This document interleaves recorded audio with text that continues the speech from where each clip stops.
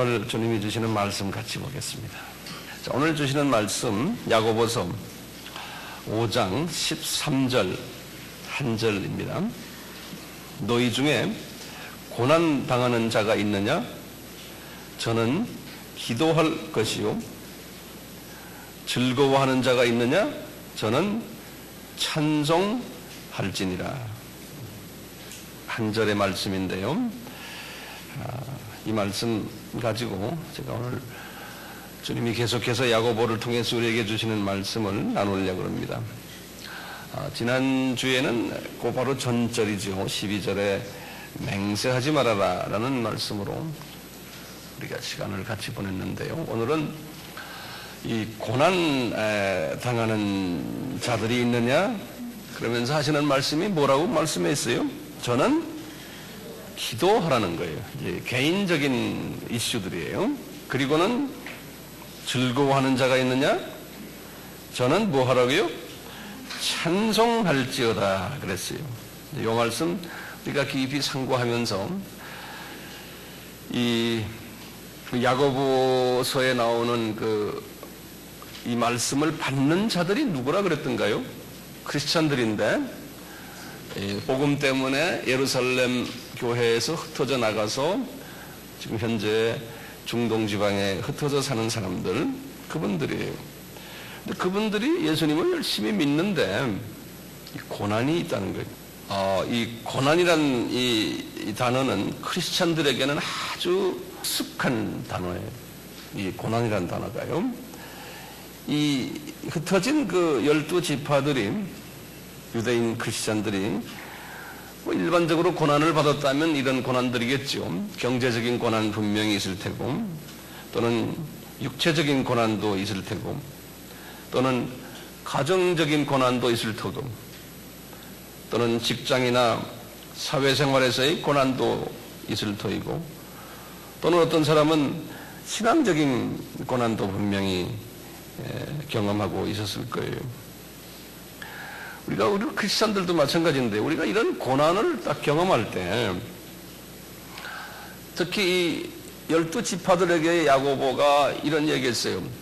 고난이 올 때 먼저 어떻게 하라 그러냐면요. 고난에는 두 가지의 고난이 있다 그랬죠. 두 가지의 고난의 특색이 있다 그랬죠. 야고보서에서 어떤 특색이에요? 우리 이제는 헬라말 이제 다 알잖아요.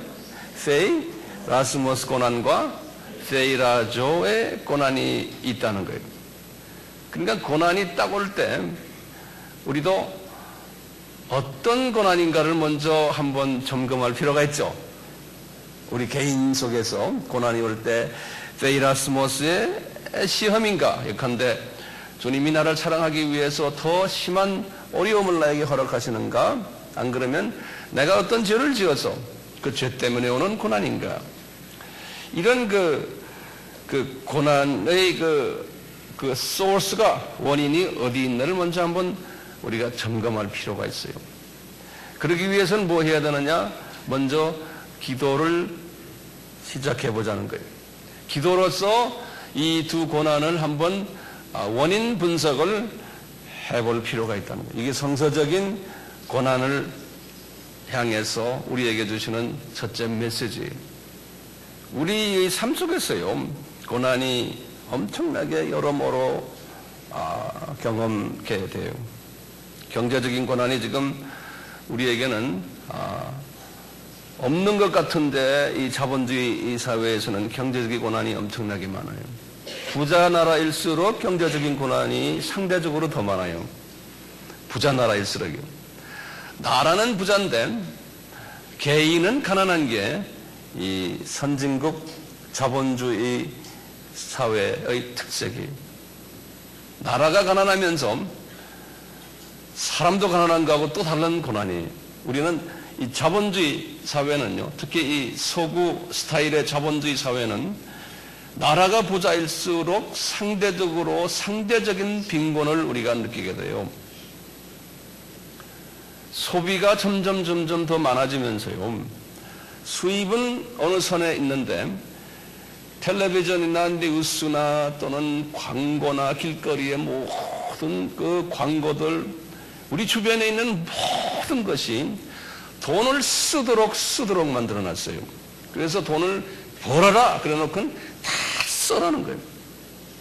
그래서 이 자본주의 나라는요, 돈이 들어오는 건 많이 들어오는데 월말 되면 다 나가버리는 거예요. 그래서 상대적으로 가난한 거예요. 일본도 마찬가지고 미국도 마찬가지고 서구 유럽도 마찬가지고, 그리고 물가는 점점 비싸지고, 우리도 마찬가지예요. 한국도 국민소득은 점점 높아지는데 상대적으로 물가가 비싸지고 뭐가 비싸서 이제는 살기 힘들어지는 거예요. 그래서 우리 민족도 이렇게 보면 500만 명 이상이 경제적인 고난 중에 신용카드에 빚진 사람들이 깔려있고, 그게 얼마나 우리에게 고민을 줘요? 이자가 얼마입니까? 그 이자가. 사업 부진의 고난, 지금 우리 교인들도 분명히 있을 거예요. 어떤 분들은 이 노후 대책에 대한 이런 고난들, 또 사기당한 사건들, 투자했다가 실패하는 사람들, 그냥 이 물가만큼 비싼 자녀 교육비, 이런 모든 수입보다는 소비가 더 많아지는 상태 때문에 오는 이 경제적인 고난, 이것은 가난한 나라에서도 볼 수 없는 우리만 가지고 있는 특별한 특색인데, 이것은 미국에도 있고 영국에도 있고 카나다에도 있고 유럽 전체에 다 있어요. 일본에도 있고. 우리가 지금 그것을 경험하고 있어요. 그러니까 이런 고난을 이기려면은 소비를 줄여야 돼요. 딴 방법이 없어요. 스케일을 줄여야 돼요. 안 그러면 그거 따라가다 보면은 나중에 가서 큰 어려움을 당하게 돼요. 경제 규모를 줄여야 돼요. 근데 우리 민족은 아직 그런 부분에서 상당히 약한 것 같아요. 제가 볼 때. 아끼질 않아요. 이제 우리가 이 오일 가격이 높아지면서 이제 엄청난 어려움이 앞으로 우리의 삶 속에서 일어날 거거든요. 저는 분명히 눈에 보여요. 왜냐하면 예수님이 성서에서 분명히 그랬거든요. 예수님의 재림 전에는 경제적인 파탄이 오리라. 이것은 지금 오고 있어요. 2008년부터 이것이 시작이 되고 있어요. 오일 가격이 얼마 전만 해도 50불, 바렐당 50불이었던 것이 지금은 이제 135불이고, 좀 있으면 150불이 돼요. 전문가들은 분명히 금년 지나가기 전에 200불이 된다는 거예요. 그러면 4배가 떠요. 4배가 뜨면 지금 전 세계는 모든 경제 구조가요, 사회 구조가 오일이 없으면 살 수 없는 그러한 사회 구조로 만들어져 있어요. 오일만 가격이 뜨면은 전 세계의 모든 것은 다 뜨게 돼 있어요. 가격이. 엊그저께 오펙이라고 이제 그 오일을 생산하는 그 오펙 국가들의 대표되는 분이 나와서 하는 말이, 자기네가 오일을 생산을 안 하는 이유가 있다는 거예요. 왜냐하면 미국을 중심으로 한 서구가 오일을 마음대로 막 쓴다는 거예요. 그리고 미국 달러가 지금 가치가 떨어졌기 때문에 이렇게 올라간 것이 자기네 잘못이 아니라는 거예요. 다시 말하면 이 주님께서는 이 아랍 사람들을 딱 마음을 주관하셔서 오일을 생산을 하지 않게 하는 거예요. 그러면은 수요와 공급 법칙에 의해서 이제는 오일 값이 뜨게 됩니다. 그러면 경제는 무너지게 돼 있어요. 그러니까 우리는 우리 교회부터 시작을 해야 돼요. 우리는 에너지를 낭비하면 안 돼요. 우리 가정도 마찬가지. 에너지를 낭비하면 안 돼요. 이번 여름에도 우리는 될 수 있으면 에어컨 틀지 말아야 되고, 에어컨 대신에 뭘 해야 됩니까? 이제는 문 열어놓고 부채를 하든지 이제 생활 방식을 바꿔야 돼요. 자동차도 바꾸셔야 돼요. 웬만하면 차를 타지를 마셔야 돼요. 급한 일이 있을 때나 차 타고 다 집에다 차를 두셔야 돼요. 차 한 번 깨서 집어넣으면 얼마입니까? 보통 10만 원이죠? 좀 있으면 20만 원이 돼요. 그런데 정신없이 그걸 타고 다니죠, 못해요. 걸으셔야 돼요. 안 그러면 자전거를 타셔야 되고, 우리나라처럼 공중 교통이 잘 된 나라가 어디 있습니까?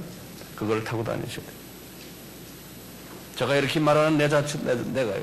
그래서 제가 차가 없는 거예요. 전 차가 필요 없어요. 시내 가고 싶으면 버스 타면 돼요. 전철 타면 돼요. 이제 라이프 스타일을 바꾸세요. 그걸 자녀들에게 가르쳐 주세요.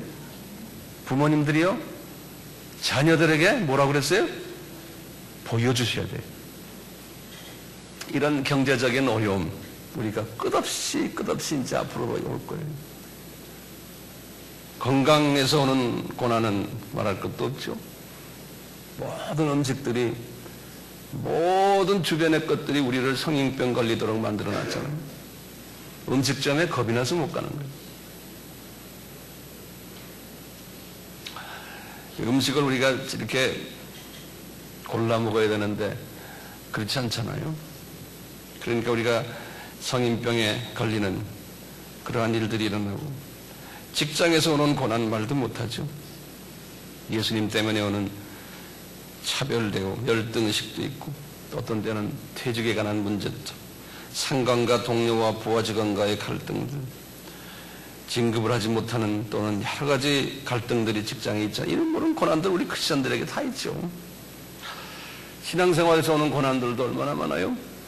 나름대로 열심히 신앙생활 하는데도 뭐가 잘 되지도 않고, 또 어떤 분들은 아예 일주일에 한 번 교회만 나오지 성경도 안 읽고 이것도 안 읽는 것도 본인에겐 고민이에요. 그것도요. 이게 쉽지가 않아요. 기도도 안 하는 것도 고민이에요. 순종 안 하고 믿음 없는 것도 신앙생활 하면서 본인도 이게 답답하죠. 그것뿐입니까? 교회 나오는데 몰래 뒤에 가서 담배도 피고, 그것도 끊지 못해서 하는 그 고민, 하려고 하는데 그게 안 되는 고민들 있잖아요. 전도하라 소리 질러도 그게 잘 안 되는 거예요. 예. 이런 그 신앙생활 속에서 있는 우리에게 있는 그 고민들이 있어요. 지금 여기 성서에서 나온 너희 중에 고난이 있느냐? 기도하라. 이 고난 크리스찬들이 다 가지고 있는 거예요. 특히 가정에서 있는 고난은 얼마나 많습니까? 부부간에요. 남편이 술 먹고 도박도 하고, 크리스천 집안인데 외박도 가끔 하고, 또 화나면 부인을 때리기도 하고, 가정 돌보지 않고, 1년에는 몇 번 교회 나오니까 그냥 꽃다는 보리짝 같아요. 그런 남편들 있죠. 그런 남편을 가지고 있는 부인이 고민이 또 대단한 거예요. 부인은 또 교회 와서 열심히 해요. 그러니까 집에 가면 남편이, 니는 말이야 교회 가서 말이야 목사님 좋아하고 교회 교인 좋아하고 나는 쳐다도 안 보고 뭐 이러면서 교회 안 나오는 또 남자들이 얼마나 많아요. 그런 문제를 가지고 있는 부인들.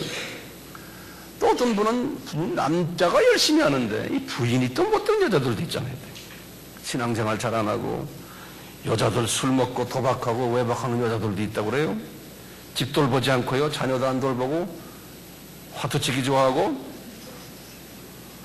이런 여자들이 있고, 이런 여자들 중에 또 시집 식구 싫어해서 말이죠, 시집과 사이가 나쁜 사람들, 이런 모든 부부관계의 문제점들, 이게 우리 신앙생활하면서 우리한테 다 있잖아요. 이런 문제들이 있을 때 지금 뭐라고 그랬어요? 대답이 뭐예요? 기도하라는 거예요. 기도하라는 거예요. 자, 그런데 이게 기도가 됩니까? 지금 기도하라고 했는데 이 기도가 되냐 이거예요. 그러니 이게 말이죠, 다람쥐 채밖에 도는 거예요. 기도하라는 소리는 이렇게 이해를 하세요. 기도하라는 것은 이런 문제들 속에 내가 있으면서 이 하나님의 음성을 좀 들어보라는 거예요. 조용히 기도하라는 겁니다. 이 크리스찬인데 내가 이 나라 사는 것이 나의 최종 삶이 아니고 나는 죽으면 하늘나라에 가는 특별한 존재인데, 하나님이 나를 위해서 피를 흘려서 내가 하늘의 시민권을 가진 사람인데 왜 자꾸 이런 문제들 때문에 내가 이렇게 고민하고 매일 교회 나오는 목적도 그것 때문에 오는 거예요. 그걸 해결받으려고. 그럴 때 뭐 하라고 그래요? 한번 곰곰이 한번 하나님의 음성을 들어보라는 겁니다. 도대체 음성을 들으면서 이렇게 한번 해보시는 거예요. 페이라스모스냐 페이라조냐, 이걸 한번 구별을 해보라는 거예요. 네? 한번 해보시고 그걸 하는 방법을 간단히 제가 말씀드리면, 그냥 멍하니 이러고 있는 게 아니고요, 내 속에 있는 푸뉴마 성령님과 한번 대화를 해보시라는 거예요. 그리고는 지금 내 바깥에 있는 뭐예요?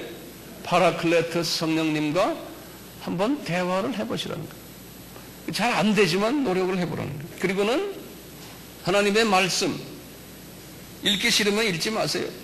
최소한 교회 나와서 설교 시간에 목사님이 설교하시는 설교 내용에 대해서 귀를 한번 기울여 주세요. 성령님, 나에게 말씀해 주세요 하라고 귀를 기울이는 거예요. 겸손한 마음이죠. 그리고는 사람 관계에서요, 오늘 저 사람을 통해서 무슨 소리를 들었을 때, 저분을 통해서 성령님이 말씀하시나? 항상 귀를 쫙 높이 세우고요, 주변의 음성을 듣는 거예요. 그러니까 하나님은 직접 본인이 말씀하시기도 하고, 주님의 종인 예수님의 종인 예수 그리스도의 종인 목사님을 통해서도 말씀하시고, 권사님들을 통해 말씀하시고, 장로님을 통해 말씀하시고, 이렇게 주변을 통해서 말씀을 하시는 거예요. 그러면 겸손히, 주님이 이분들을 통해서 나에게 말씀하시는구나. 어떤 때는요, 자녀를 통해서 말씀하시기도 하시고, 지금 술 먹고 못된 짓 하는 남편을 통해서도 나에게 말씀하시기도 하고, 그러니까 이렇게 하나님의 음성을 듣는 연습을 하십니다. 그게 기도의 첫 관문이에요. 그 영적으로 감지성을 가지시고 음성을 듣는 연습, 하나님의 음성을 듣는 연습을 하세요. 이 수준만 되면요, 이 수준만 되면은 우리는 벌써 문제가 해결이 돼요. 근데 그 음성 속에서 뭐가 오냐면요, 내가 지금 당하는 이 고난이 페이라조 고난이구나 라고 나에게 탁 와요. 페이라조는 뭡니까?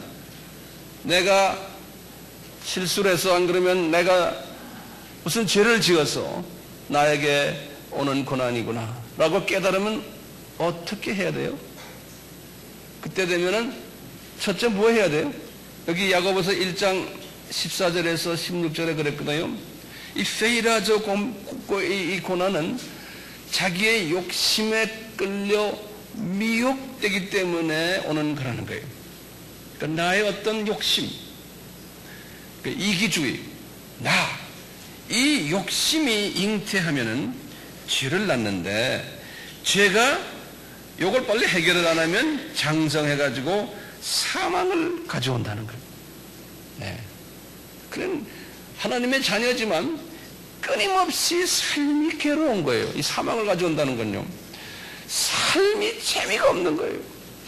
매일 괴롭고, 그러다가 나중에 장례식장에서 예배 드리고 가는 거예요. 이 세상은 신앙생활의 이 사망과 같은 음침한 골짜기 속에서 지나다 가는 거예요.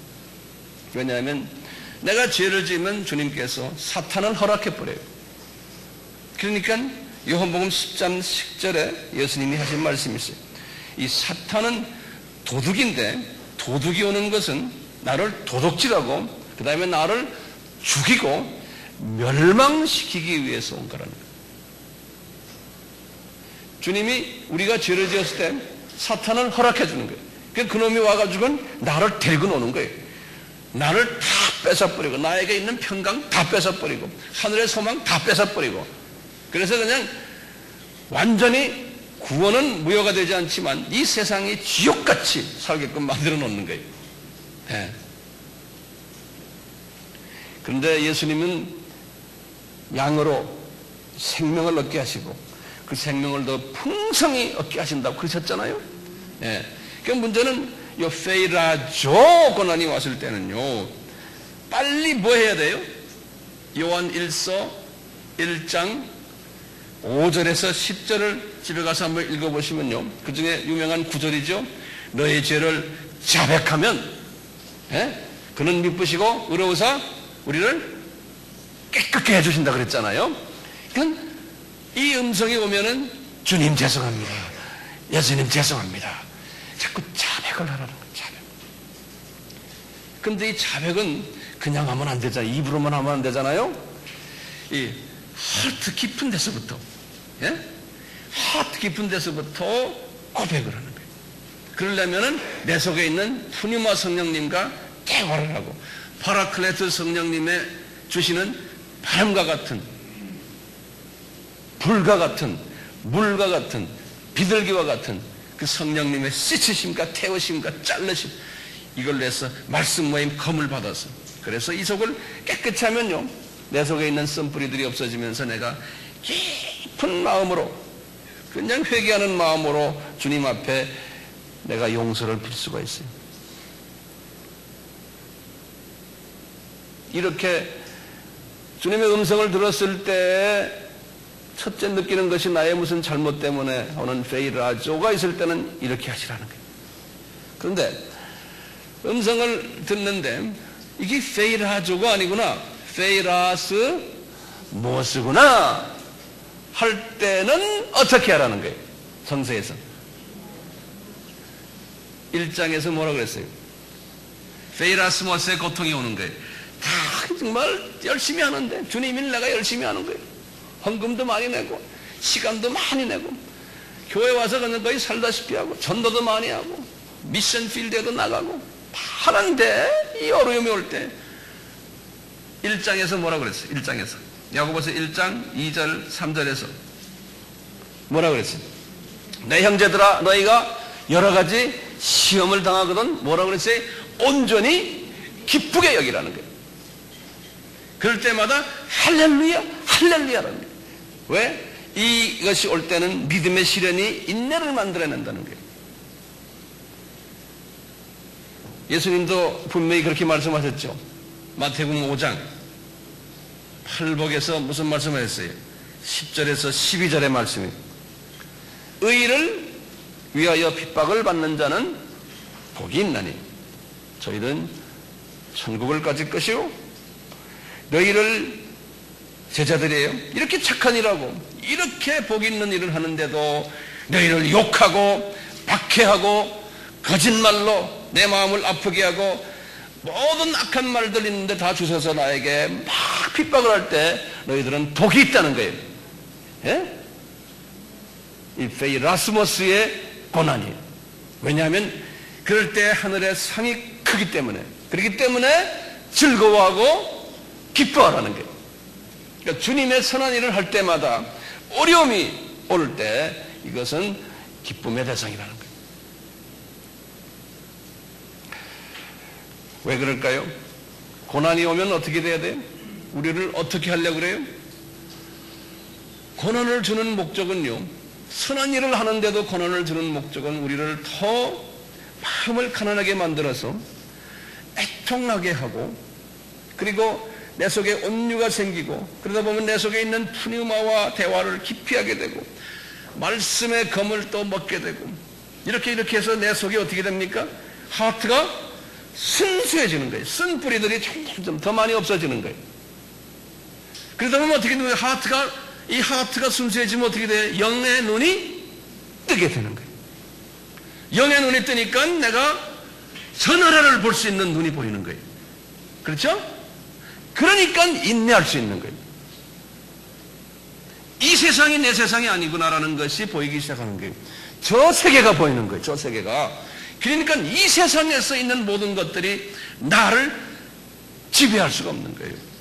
여기까지 가져야 되는 거예요. 이런 사람이 되게 하기 위해서 선한 일을 하는데도 편안하게 안 해주고 계속 어려움을 주는 거예요. 그래 놓으면 더 저쪽을 보게 되는 거예요. 더 저쪽을. 그러니까 소망이 생기는 거예요. 아, 이 세상이 내 세상이 아니구나. 여기가 내가 영원히 사는 것이 아니구나라는 이러한 믿음이 오게 되고 소망이 오게 되고, 그러니까 기쁨이 어떤 기쁨이에요? 이 세상에 주는 기쁨이 아니고 저 세상에서 주는 기쁨이 나 속에 확 들어오는 거예요. 그러다 보니까 영감이 팍 더 커지고 영역이 넓어지고 영안이 뜨니까 말이죠. 이런 사람이 되라고 페이라스모스, 공경 어려움을 준다는 거예요. 이런 사람이 되라고. 그러니까 이거는 복의 사인이죠.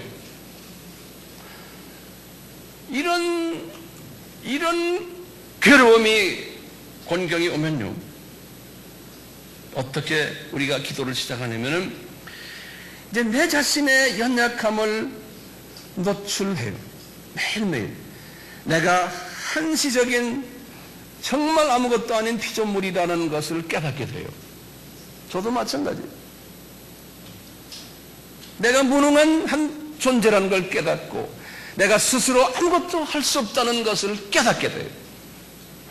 이것은 보통 복이 아니에요. 내 힘으로는 안 되는구나. 그리고 예수님을 더 높이기 시작을 해요. 예수님을. 그래서 우리가요, 찬양 속에서도 기도 속에서도 예배 속에서 우리가 예수님을 높이잖아요. 제가 예수님을 높이는 몇 가지 중요한 부분들 항상 제가 이야기하지만 적을 사람은 적어보세요. 예수님이 옆에 계시면 이렇게 내가 보고, 예수님이 보좌에 오른 그 우편에 앉아 계신 걸 내가 보게 되고, 예수님이 미얀마에도 있고 아프리카에도 있고 인도에도 있는 모습을 내가 영의 눈을 뜨고 보는 거예요. 영혼이 떠지면서 보이니까 그분하고 이야기하는 거예요. 예수님은 창조주 되십니다. 이걸 자꾸 고백하는 그분가요. 예수님은 이 창조된 모든 피조물들을 직접 주관하시고 운행하시고 주인이 되십니다. 이걸 고백하는 거예요. 예수님은 전지전능하신 분이십니다. 고백하는 거예요. 예수님은 무소부재하신 분입니다. 매일 주님과 대화해서 예수님의 이 위대한 점을 자꾸 고백해 주는 거예요. 예수님은 만군의 여호와이십니다. 예수님은 우리의 인간 모든 역사의 시작이고 끝이 되시는 알파와 오메가 되십니다. 예수님은 나의 생사 화복을 주관하시는 분이십니다. 예수님은 여호와 라파시고 니시시고 이레시고 샬롬이십니다. 예수님은 다윗의 열쇠를 가지신 분이시며 곧 열면 닫을 사람이 없고 닫으면 열 사람이 없는 그 능력자이십니다. 예수님은 구원주 되십니다. 나의 방패십니다. 나의 요새이십니다. 나의 피난처 되십니다. 나의 목자 되십니다. 나의 친구가 되십니다. 이렇게 예수님과 대화하는 거예요. 이 눈이 뜨여지면요. 그러면서 그 다음에 중요한 부분이 있어요. 예수님이 나를 창조한 목적이 뭐예요? 이 부분을 우리가 잊지 말아야 돼요. 예수님이 나를 창조한 목적은 피조물로 하여금 이런 고백을 듣도록 하는 거예요. 이런 고백을.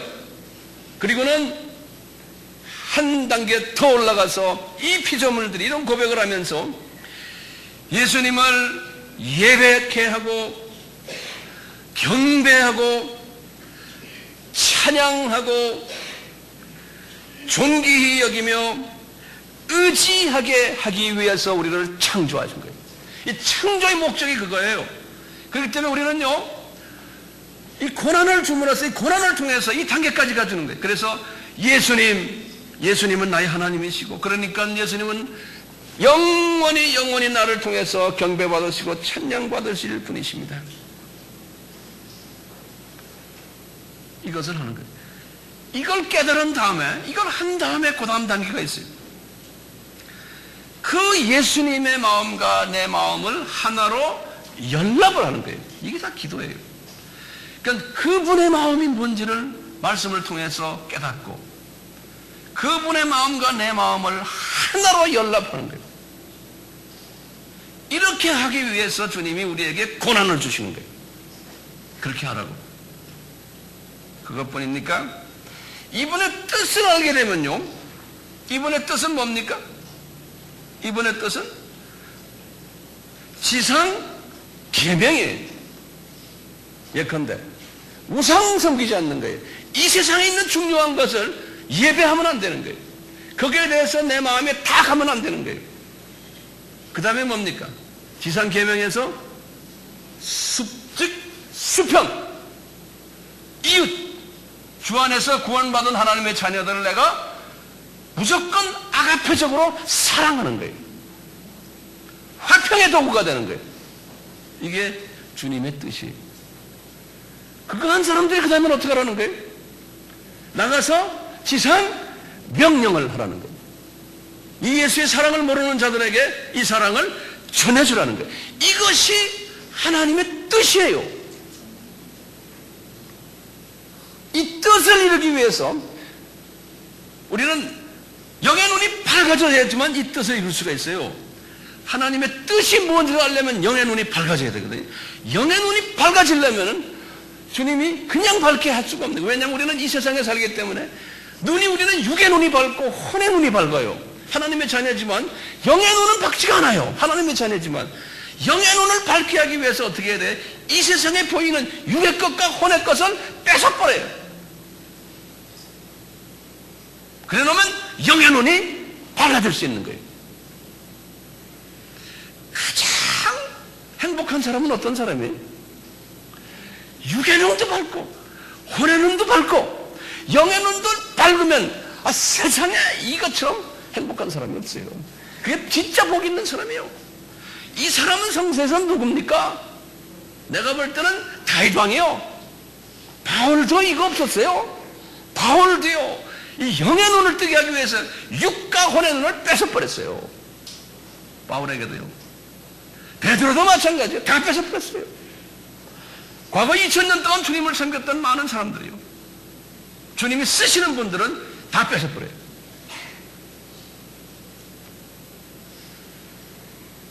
이게 주님의 창조의 목적을 이루시기 위해서 주님께서 그렇게 하는 거예요. 근데 우리는 기독교가요, 소위 기복적인 신앙으로 변질돼 가고 있는 거예요. 교회 나오면 육적인 게 잘 되고 혼적인 게 잘 된다는 거예요. 그러니까 예수님 잘 믿으시오. 기도하시오. 기도하면은 당신 문제 해결됩니다. 헌금 내보시오. 10,000원 내면은 100,000원 돼요. 이런 거를 가르치는 거예요. 그러니까 일반 교인들은 그렇게 해서 배우고 있는 거예요. 그것은 영적 어린아이들에게 하는 이야기예요. 그러다가 이 세상에서 잘 되는 것만 계속 기다리다 평생 기도원 가서 우리 가게 해성 좀 올리는 거 위해서 기도하다가 하늘나라에 가는 사람만 해. 평생 내 건강 때문에 기도하다가 가는 사람만, 평생 자녀 때문에 나이가 80이 돼도 기도원 가서 금식하면서 내 새끼 이러다가 가는 사람들 많아요. 그건 주님의 뜻을 아는 사람들이요. 자, 우리가요, 고난이 있는데요, 이거 원칙은 지금 제가 원칙적인 이야기하는 거예요. 이렇게 해야 되는 걸 알기 때문에 이런 삶을 살아야 되는데 그게 왜 안 됩니까? 안 되는 이유가 뭐예요? 제가 지금 원칙적인 이야기만 했어요. 안 되는 이유는 저는 보면 간단해요. 뭐냐면 내 속에 쓴뿌리가 있어 그런 거예요. 다시 말하면 마귀의 성품들이 그대로 있는 거예요. 그러니까 영의 눈이 어두워지니까요, 안 되는 거예요. 쓴뿌리가 잔뜩 있는데도 영의 눈이 떠졌다고 그러군요. 안수도 하면 병도 낫고 이런 경우도, 설교도 잘하고 성경도 잘 가르치고 그래요. 쓴뿌리가 있고 인격은 안 돼 있는데 그게 왜 그럴까요? 사탄이 그렇게 속임수를 해요. 문제는 우리가 쓴뿌리가 없어져 가지고 예수님의 성품으로 변해져야 돼요. 주님께서 베드로에게요, 이 쓴뿌리를 없애기 위해서 이 흩어진 12지파들을 통해서 너희들 믿음이 있는데 왜 이렇게 쓴뿌리가 많은지 아느냐? 이 쓴뿌리를 제거하기 위해서 내가 부부관계를 좀 어렵게 만들어 놓겠다는 거예요. 그 당시에도 있었고 오늘날도 있어요. 그래서 어떤 사람들은 뭐 이혼까지 가는 사람들도 있겠죠. 성서에도 보면 그런 경우가 있었어요. 베드로 전서 후서도 마찬가지로 흩어진 12지파들에게 베드로가 쓴 글이에요. 야고보서도 마찬가지고요. 베드로서에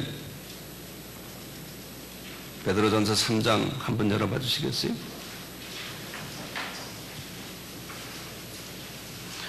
1절에서 6절을 보세요. 열심히 예수 믿는 사람들인데 특히 여자분들 가지고 이야기하는 거예요. 베드로전서 3장 6절을 보세요.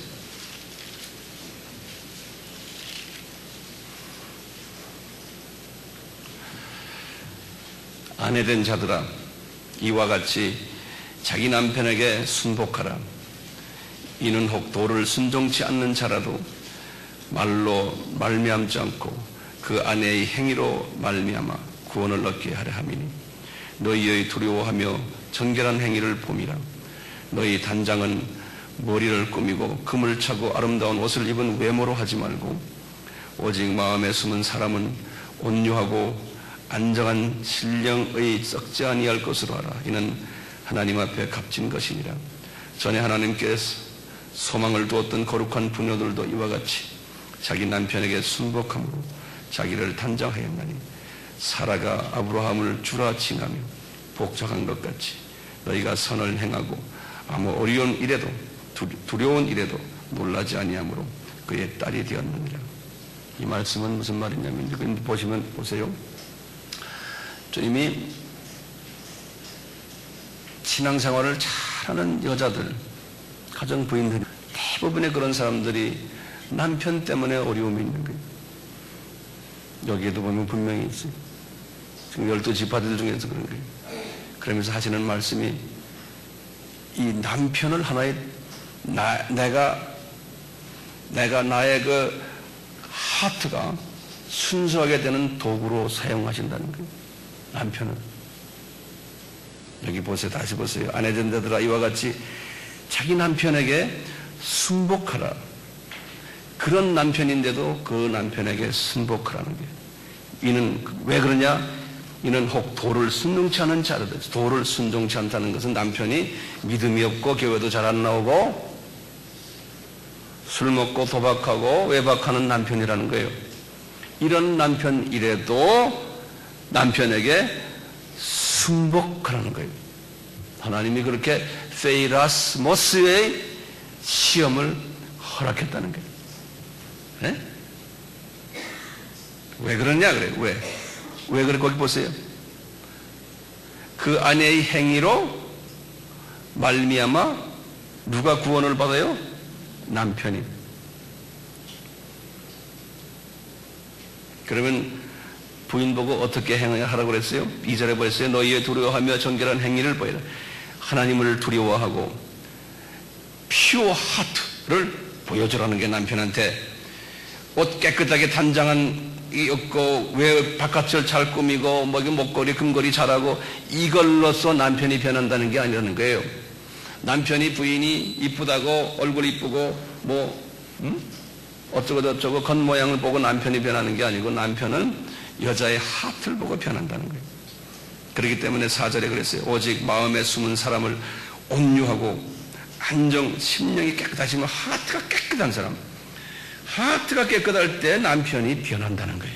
그러니까 부인의 하트를 깨끗하게 만들기 위해서, 부인의 영성을 더 크게 만들기 위해서 하나님이 어떻게 했다는 거예요? 페이라스모스 시험을 누굴 통해 줬다는 거예요? 남편을 통해 줬다는 거예요.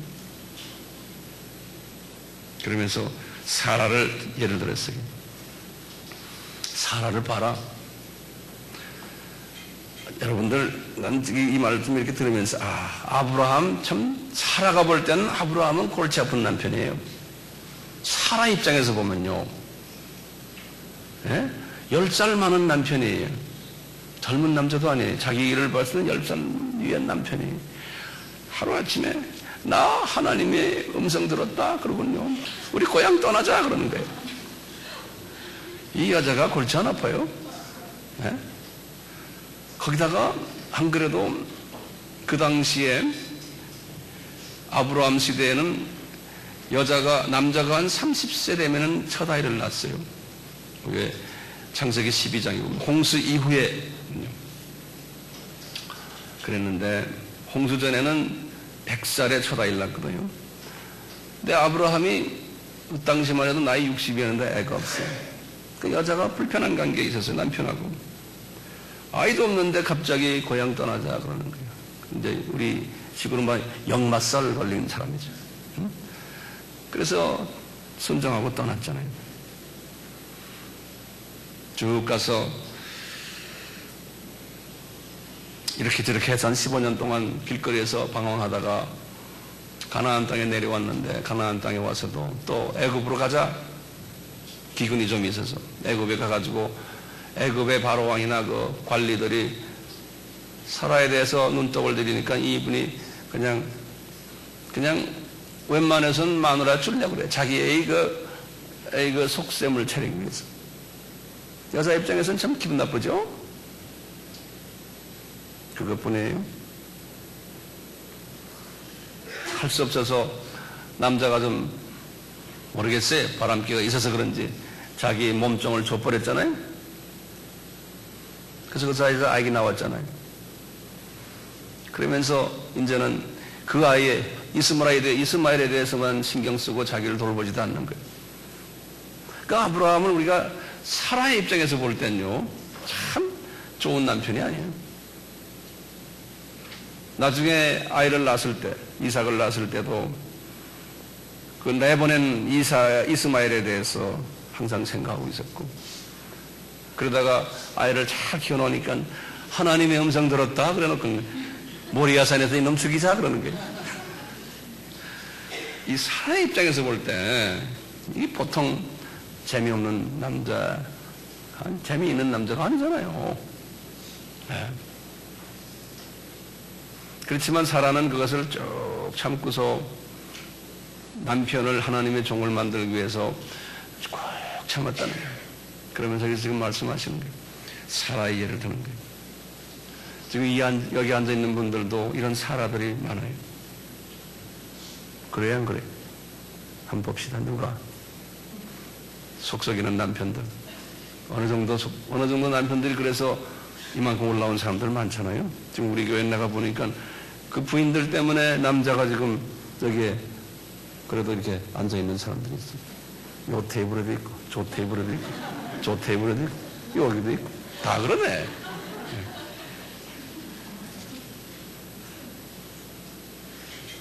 이 사라. 주님께서 이러한 예를 들면서 이 페이라스머스의 시험을 사랑하기 때문에 이렇게 허락하신다는 거예요. 그러니까 남편이 지금 속썩이고 이럴 때 주님 감사합니다. 내가 주님 앞에 더 깊이 들어가면 영안이 더 뜨이면 우리 남편은 자동적으로 주님이 변화시키겠죠. 이 믿음이 있어야 돼. 남편 잘못이 아니에요. 이건 나를 훈련시키기 위해서. 그래서 언젠가는 남자는 집안의 기둥이기 때문에 때가 되면 그 남자가 여자를 영적으로 지배하게 만들어버려요. 그게 주님의 뜻이에요. 우리 교회는 지금 그런 일들이 일어나고 있어요. 네. 바울에게도 왜 페이라스머스의 시험을 주셨나 하면서 바울에게 주님이 가르치신 부분이 있어요. 바울도 엄청난 이 페이라스머스의 시험을 받았거든요. 우리 고린도 후서 1장 4절에서 6절을 한번 봅시다. 이 고린도 후서는 이분이 주후 55년에 쓰신 건데요. 이분이 다메섹에서 예수님을 만난 것이 주후 35년이거든요. 다메섹에서 예수님을 만나고 딱 20년 동안 훈련을 받고 엄청난 불같은 훈련을 받았어요. 이 훈련을 받은 후에 말씀하시는 거예요. 바울은 이런 훈련을 받지 않으면 상당히 교만한 사람이거든요. 그래서 이분이 말씀하시는 게 4절부터 보세요. 우리의 모든 환난 중에서 우리를 위로하사 우리로 하여금 하나님께 받는 위로로서 모든 환난 중에 있는 자들을 능히 위로하게 하시는도다. 거기다 줄을 좀 꺼주세요. 우리가 지금 훈련받고 이 고난의 훈련을 받는 이유는 뭐냐? 주변에 많은 사람들을 볼 때 이 훈련을 받고 있는 사람들을 위로해 주기 위해서 내가 지금 받고 있다는 거예요. 바울이 영의 눈이 띄어지니까 주변에 지금 이 페이라스모스의 훈련을 받는 수없는 크리스찬들을 보게 되는 거예요. 볼 때마다 그분들에게 위로해 주라고. 이것이 끝이 아니다 라는 것을 보여주려고. 5절에 보면 그리스도의 고난이 우리에게 넘친 것 같이 우리의 위로도 그리스도로 말미암아 넘치는도다. 우리가 환난 받는 것도 너희의 위로와 구원을 위함이요. 이렇게 되면 이런 훈련 받으면요, 이런 훈련 받으면 우리가 어떤 사람이 되냐면 마음이 넓어지면서 주변에 이 페이라스모스의 훈련을 받는 사람들이 눈에 보이기 시작을 해요. 네. 그리고는 그분들을 내가 정죄하는 것이 아니고 그분들을 위로해주는 능력이 나타나는 거예요. 그래서 입만 열고 말 한마디만 하면 탁탁 메시지를 받는 거예요. 그 위로가 필요한 사람들이 메시지를 탁탁 받는 거예요. 그런 사람으로 만들기 위해서 페이라스모스의 고난을 우리에게 허락하신다는 거예요.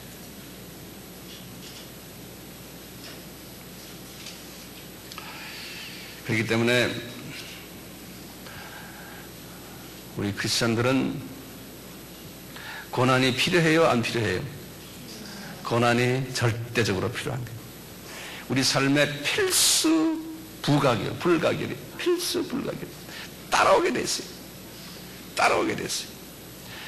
경제적인 고난, 건강, 직장, 가정, 신앙생활에서 나를 성장시키기 위해서 영의 눈이 뜨고 영적으로 성숙한 사람들에게 되기 위해서 이것은 꼭 필요한 거예요. 자, 그런데 이것이 필요한데요. 이런 고난이 올 때마다 오늘 말씀 속에서는 너희들이 이제 즐거움이 마음속에서 깊이 나올 텐데 이 즐거움이 있을 때는 어떻게 하라고요? 하나님을 찬양하라 그랬어요. 그래서 이제 우리는요, 고난이 오면 그 다음에는 찬양과 연계되어 있어요. 고난이 오는 사람은 고난 안에서 그냥 머물러 있는 게 아니고요. 고난을 우리가 극복하면요, 그 다음부터는 그것이 승화되어서 이제 예수님을 찬양하고 경배하고 아까 말한 이 모든 예수님에 대한 이런 부분에 대해서 눈을 뜨게 되면서 그분과 깊은 가까운 교제를 하게 돼요. 이 고난을 통해서. 그것이 고난의 목적이거든요. 그 주 안에서 그렇게 하니까 깊은 마음속에서 눈물이 나오고 감사가 나오고 감격이 있고 이 수준에서만 머물러 있으면 안 되죠. 이 수준에 머물러 있으면 안 돼요. 그러면 종교인이 돼버려요. 이 수준에서 머물지 말고 뭐 해야 돼요? 지상 계명을 이제는 지키셔야 되고 그 다음에 거기서 머물러 있으면 안 돼. 또 종교인이 지상 명령에 순종해야 되는 거예요. 그러니까 나에게 주신 물질도 시간도 나의 모든 것을 복음 전파를 위해서 내가 사용을 해야 되는 거예요. 이 액션이 필요한 거예요. 네. 그러면은 이런 고백을 하게 돼요. 우리가 항상 즐겨 쓰는 성경 구절 하나가 잠언 3장 5절에서 6절이 이 수준에서 이야기하는 거예요. 잠언 3장 5절에서 6절의 고백이에요. 이 고백이 뭡니까? 첫째 뭐예요? 너희는 마음을 다하여 그냥 아니에요. 마음을 다하여 여호와를 의지하라. 영어로는 trust. 그 여호와가 예수님이 마음을 다해, 그러니까 하트를 다했어요. 여호와를 trust 하라는 거예요. trust. 왜 trust 합니까? 이분은 여호와시다. 하나님이시다. 창조주시다. 이분은 나에게 좋은 것을만 주는 대단한 하나님이시다. 사랑의 하나님이시다. 이분을 trust해서 이분과 깊은 사랑의 관계를 가지라는 거예요. 네. 이것은 그냥 되는 게 아니에요. 이 페이라스모스의 경험을 많이 한 사람이 고백하는 거예요. 이렇게 되면 그 다음에 뭐라고 그랬어요? 너희 명철을 의지하지 말아라 그런 거예요. 이런 사람은 이제는 모든 사물을 볼 때 나의 상식, 혼의 수준에서 보지 않는 거예요. 예? 육의 수준에서 보는 거 아니에요. 내 교육 수준, 내가 가지고 있는 경험, 세상 수준으로 보는 게 아니에요. 모든 걸 다 영 안에서 영적인 수준으로 사물을 보는 거예요. 교회 안에 무슨 문제 있어도 그것을 영적인 수준으로 보는 거예요. 교회 안에 어떤 사람이 내가 싫은 사람이 있어도 좋은 사람이 있어도 영적인 수준으로 보는 거예요. 모든 걸 다 스피리추얼라이즈, 영성화하는 거예요. 내 명철에 의지하지 않는 거예요. 이런 사람은 말이 많지 않아요. 우리 교회 안에서도 요즘 신앙생활 하면서도 벌써 신앙생활 하면서 말이 많은 사람이 있어요. 뭐 이게 왜 이래 하고 불평이 많은 사람이 있어요. 이 사람들은 뭐 딱 보면은 아직도 이 수준이구나, 저 밑에 수준이구나, 그게 딱 보이는 거예요.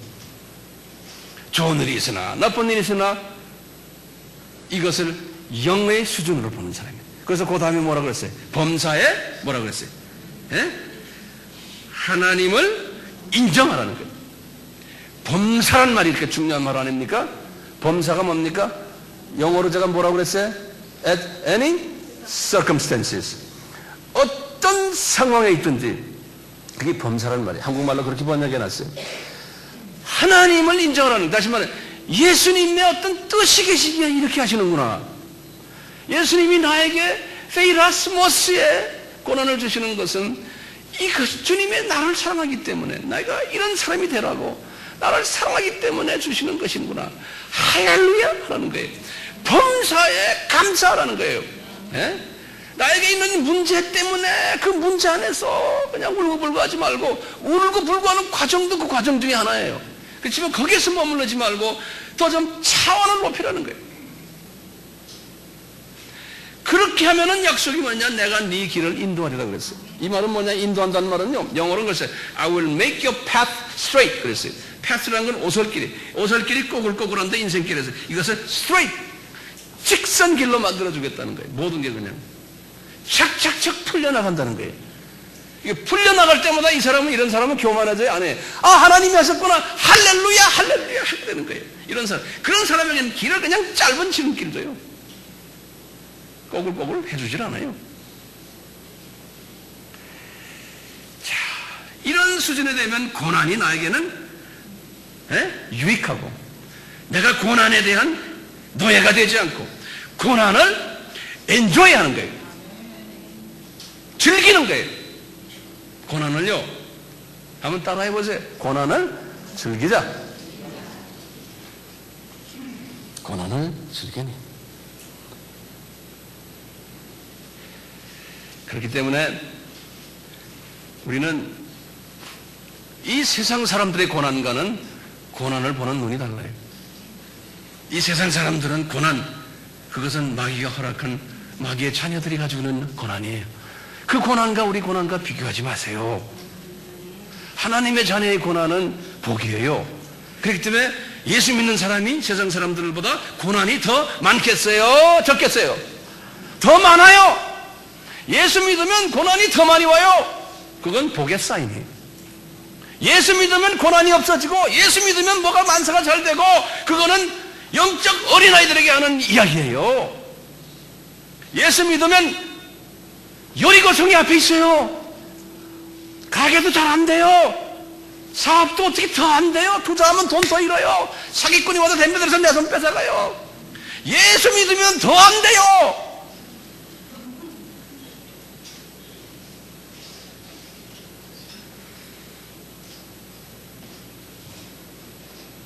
그런데 그 예수님 때문에 내가 이상한 사람이 돼버린 거예요. 안 되는데 더 기쁨이 있고, 뭐가 잘 안 풀리는데 더 주님을 사랑하게 되고 하늘나라에 대한 소망을 더 가지게 되는 거예요. 그러니까 주변 사람들은 저 사람 미쳤다 그러는 거예요.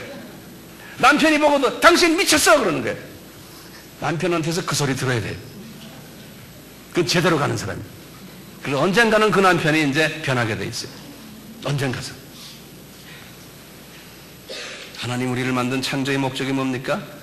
이렇게 해서 우리는 주님을 찬양드리기 위해서,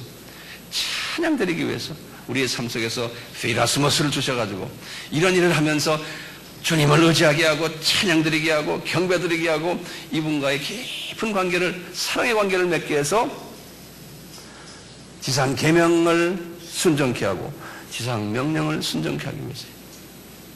그러니까 이 고난 속에서 우리는 고난의 노예가 되지 말고 고난이 숨겨져 있는 그 속에 있는 그 노란 자를 뽑아먹는 그러한 우리가 되기를 예수님의 이름으로 축원합니다.